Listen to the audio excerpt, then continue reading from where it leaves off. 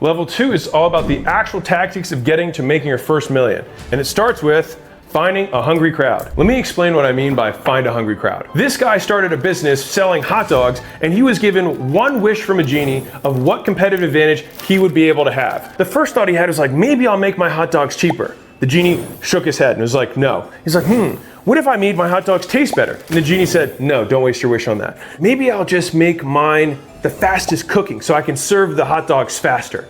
The genie said, that's not what you want to waste your wish on. The genie looked at him, holding the hot dogs and buns in hand, and said, it's not about the hot dogs. If you want to build an amazing business, you want to put your hot dog stand on the best corner in front of a starving crowd. Because if your hot dog stand is on the corner, it doesn't matter how cheap they are, how good they taste, how fast they cook. The moment that hungry crowd walks out and sees your hot dog stand, you're going to sell it every time. So right off the bat, I want to talk about two key concepts when it comes to finding a hungry crowd. One is that we have to understand that the market is always going to be the strongest variable in how much money you make, right? If you're selling toilet paper during COVID, you're going to sell out, right? Because it didn't matter how good your toilet paper was, there was a starving crowd. And so supply demand, which is one of the reasons that we have it as our logo, it is the strongest force in all of economics and business. It is the core thing that everything else is built on. And so you have to understand that the market is number one. If I was trying to sell services to newspaper companies, well, newspaper companies are decreasing by 25% per year, compounding negatively in the wrong direction. The next lever on this is the offer that you give people, right? If you have a superior offer, then if you're in a normal market, that'll be the next lever that you have. If I say, hey, start for free, and I only get paid if you get some sort of result, and it's a truly free, low risk, amazing value, and you get results tomorrow offer, then you're gonna sell 10 times, 100 times more than someone who just has like a, you pay me, and maybe you get results, and maybe you don't type of service or product. The final thing is your ability to persuade. Ideally, go after a really big market with an amazing offer and be a hell of a persuader. But the thing is you can be terrible at persuading and have a terrible offer and say you can only buy my toilet paper in 80 roll chunks or I'm not gonna sell it to you and still sell out during COVID. But if it's not COVID, then it's how can I make the toilet paper offer that I have significantly more compelling? And if all the toilet paper offers look the same, then it just comes down to how well I can persuade people to buy mine. That's concept one when it comes to finding a hungry crowd. Concept two is the four things that I look for when I'm actually trying to find that market. Number one is I want people who are in pain. You want to make sure that the people that you're selling to are in desperate need. They don't want, but must have the thing that you are selling. The second is that they must have the ability to buy. So purchasing power. So a friend of mine had a business where he helped people who were unemployed fix their resumes so that they could get a job. Now, you might be like, oh wow, tons of pain, absolutely.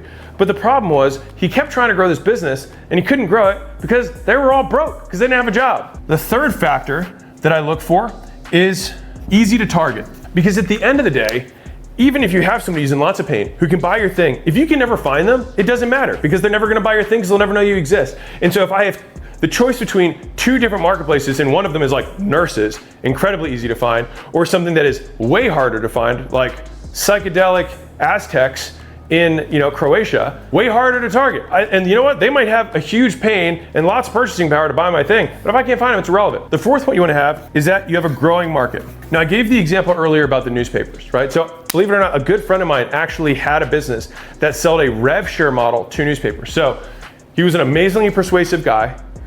He had an amazing offer, which was zero risk. He just said like, let me get a percentage of the revenue that I bring to you.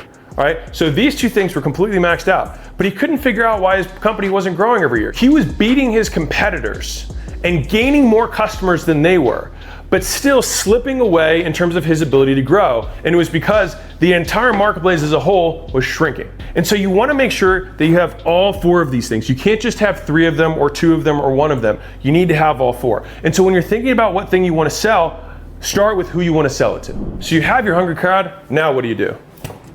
One avatar, one product, one channel. This is the simplest formula to getting to $1 million plus. All you have to do is find one person that you want to help. It's just making sure that you're very clear on the one very specific person that you are going to help. That is the avatar. The next thing is you want to give them one product. And the reason I say it's one product is that a lot of people overcomplicate their businesses too early. They're like, man, if I want to double my business, I should sell them 3 things, right? And then I'll get them to buy more stuff. But the thing is that if you're under $1 million, you're just adding a ton of complexity when you don't even have that many customers. And so most times you'd be better served sticking with the one thing that you're selling and saying, how can I sell 3 times as many of the exact same person? And that becomes the problem that you solve. But most people get confronted with these issues and then go for the easy route. And again, this is like that building where you can add something on top really quickly, but it doesn't create the skyscraper that you want. Instead, you want to think, how can I do more? The third variable here is channel. Now, it doesn't matter what channel you're currently acquiring customers on.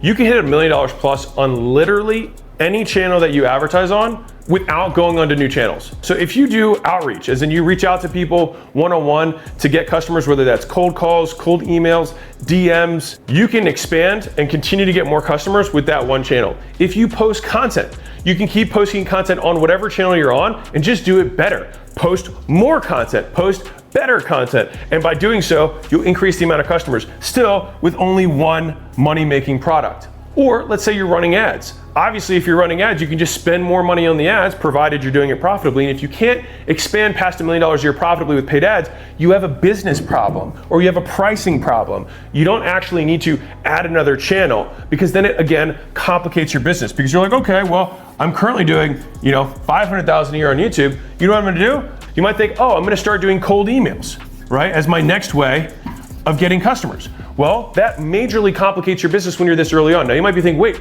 shouldn't I have diversity of how you acquire customers? I thought you said that was a good idea. It is, but you're so small, it doesn't matter yet, because you're not looking at a potential acquirer who's gonna try and look to decrease risk. For you just need to get better at doing the one thing that you do well, because you're really probably not that good yet. And as terrible as that may sound, it's probably real, all right? And so the fastest way to get to the million is to build it right from the get-go and not overcomplicate your business, which means you pick one avatar, one product, and one channel that you focus on until you get there.